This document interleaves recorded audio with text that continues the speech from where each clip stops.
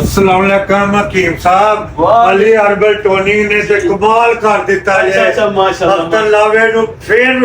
30 साला कर दिता जे वाह जी वाह ए देखो ਤਾਂ ਦਿਖਾਓ ए देखो ਲਓ ਜੀ ਇਹ ਤਾਂ ਦੇਖੋ ਜੀ ਵਾਹ ਵਾਹ ਵਾਹ ਬਰਾਬਰ ਸਾਹਿਬ ਇੱਥੇ ਤੁਸੀਂ ਗੰਜੇ ਸੀ ਪਹਿਲਾਂ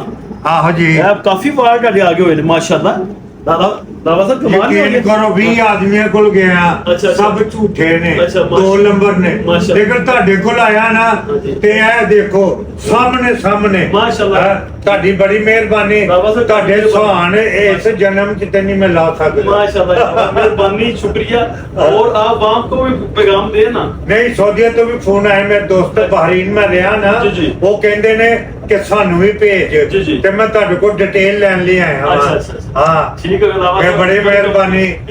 आई लव यू जी I love you too sir number 1 की अली हर्बल टोनिंग जिंदाबाद जिंदाबाद सर थैंक यू